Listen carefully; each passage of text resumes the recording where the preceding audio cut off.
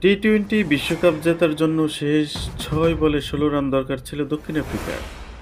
হার্দিক পান্ডিয়ার করা প্রথম বলটাই উড়িয়ে মারেন ডেভিড মিলার, যা লং অফ বাউন্ডারি সীমানার কাছে দারুণভাবে লোফে নেন সূর্যকুমার যাদব।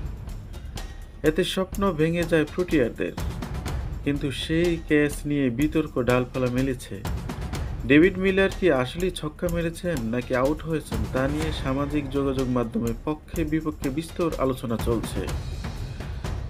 বিষয়টি নিয়ে দক্ষিণ আফ্রিকার অধিনায়ক বলেছেন, সত্যি বলতে আমি এটা এখনো দেখিনি, দেখতে পারিনি। হ্যাঁ, রিপ্লে একটু দ্রুতই হয়েছে।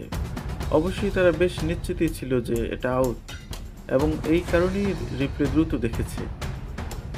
সূর্যকুমারের সেই ক্যাচটি নিয়ে মন্তব্য করেছেন দক্ষিণ আফ্রিকার কিংবদন্তি শন পোলক।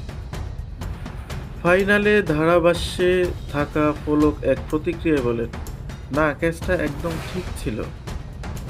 বাউন্ডারি কুশনটা সরে গিয়েছিল, তবে সেটা ম্যাচের মধ্যেই হয়েছে।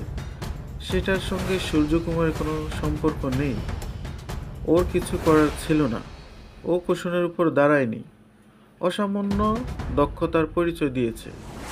ক্যাচটি নিয়ে নিজের ব্যাখ্যা দিয়েছেন সূর্যকুমারও। তিনি বলেছিলেন, এখন বলাটা সহজ, কিন্তু ম্যাচের ওই মুহূর্তে মনে হচ্ছিল ট্রফিটাই বাউন্ডারি পার হয়ে যাচ্ছে। এই ধরনের সময় যেটা হয়, যে বল যাতে ৬ না হয় সে চেষ্টা করা। আমার যতটুকু সাধ্য ছিল আমি চেষ্টা করেছি। তিনি আরও বলেন, বাতাস আমার কাজ কিছুটা সহজ করে দিয়েছে। আর অনুশীলনও এ ধরনের ক্যাচ নিয়ে ফিল্ডিং কোচের সঙ্গে আমার প্রচুর কাজও করেছি। ম্যাচে দরকারি সময়টা মাথা ঠিক রাখাটাই গুরুত্বপূর্ণ।